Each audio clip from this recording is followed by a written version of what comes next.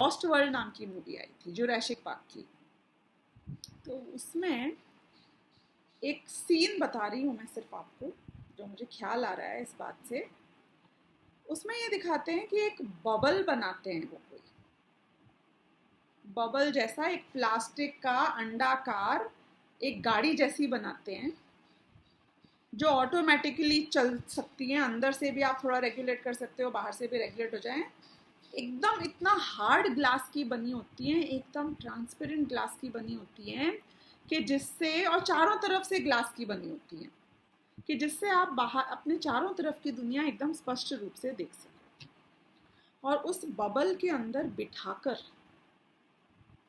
वो जो भी खतरनाक डायनासोर्स हैं उनके बीच में ट्रैवल करने के लिए लोगों को टूर देते हैं कि आप जाओ, आप देख के आओ इतने नज़दीक से, क्योंकि वो डायनासोर इन बबल्स को अगर टच भी कर लेंगे, धक्का भी मार देंगे, तो भी ये नॉन ब्रेकेबल स्ट्रॉन्ग ऐसा ग्लास है कि आप एकदम सेफ हो उसके अंदर। वो सीन ख्याल आ रहा है मुझे जहाँ बच्चे हैं वो उस बबल के अंदर हैं, बड़े हैं, एडल्ट्स हैं, वो भी बबल्स के अंदर हैं, और उनको वहाँ भेज दिया जाता है। अब फिल्म में तो खैर जो होता है सो होता है, सारी गड़बड़ हो जाती है और सारे कनेक्शंस कट जाते हैं और ये फंस जाते हैं और सारा रेगुलेटेड जो हो रहा है मामला वो बिगड़ जाता है। लेकिन मुझे ये विचार आया कि जब आप उस बबल के अंदर बैठे हुए हो, आप बबल के अंदर बैठे हुए हो, तो आप किसको जान रहे हो? कि आप पूरे उस ग्लास के बाहर की दुनिया को बहुत नजदीक से जान रहे हो।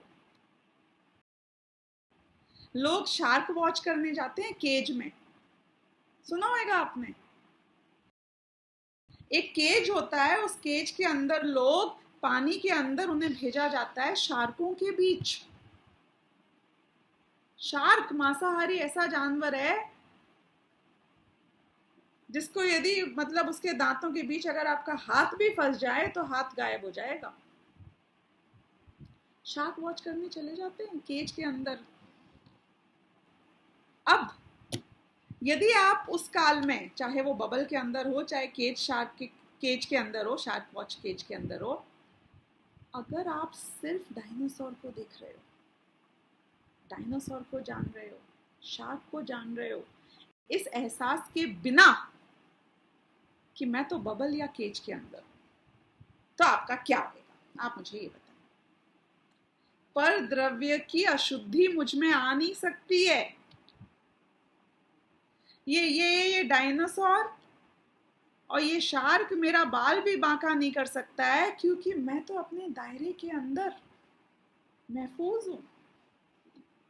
I am safe, ultimately safe. कोई बाहर की गंदगी, कोई बाहर की क्रूरता ये मुझ में प्रवेश नहीं कर सकते हैं।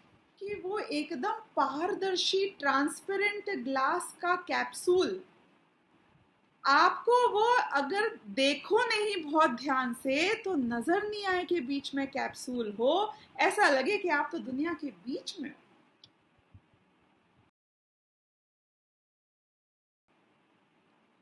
वो नजर नहीं आता है क्योंकि आप बाहर की दुनिया को देख रहे हो, लेकिन ये एहसास कि मैं इस कैप्सूल के अंदर हूं, ये कंसिस्टेंटली उसके ज्ञान का गेय बनता है। यदि नहीं बनता तो वह आदमी का हार्ट फेल हो जाता।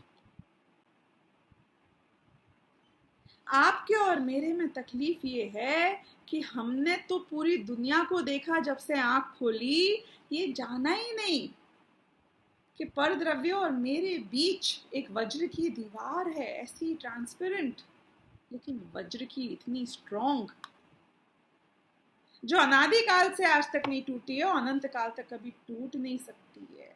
ये जैसी है वैसी ही रहेगी हमेशा, और मैं इसमें सेफ हूं।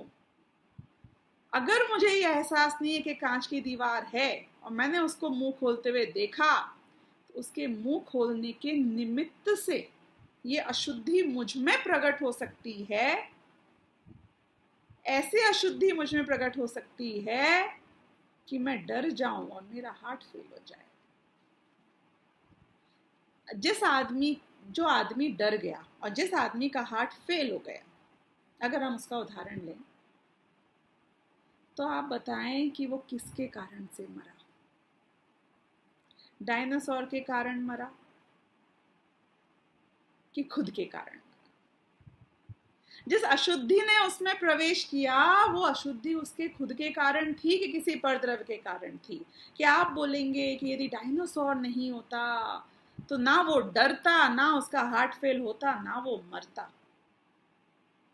कि हाँ, निमित्त डायनासोर है, इसलिए निमित्त पने हमने डायनासोर का यहाँ पे स्वीकार किया है। निमित्त कर्मों का उदय है, निमित्त परद्रव्य का संयोग है, इसलिए निमित्त पने हमने उनका अस्तित्व स्वीकार किया है। लेकिन निमित्त उस जीव का कुछ नहीं कर सकता है कि जिसको पता है कि मेरे और परद्रव्य के बीच तो वज्र की दीवार है, क्योंकि वास्तव में परद्रव्य ने कुछ नहीं किया है तुझ में। वो आदमी का खुद का हार्ट कमजोर था, वो खुद का डर, खुद की समझ, खुद का ज्ञान, खुद का श्रद्धान, उसकी मौत का कारण वो खुद है, उसकी मौत का कारण वो डायनासोर नहीं है। हमारी भी संसार में मौत का कारण प्रति क्षण जो हम मर मर के जीते हैं, दुखी हो होकर रहते हैं, उसका कारण हम खुद हैं, परद्रव्य बिल्कुल भी नहीं है। दो फैक्ट की हमने बात करी, एक है दुनिया का फैक्ट और एक है मेरा ज्ञान का गेम, जिसको मैं भोगता हूँ, वो है फैक्ट मेरे लिए। दुनिया फैक्ट नहीं है, फैक्ट वो है जिसको मैं जान रहा हूँ।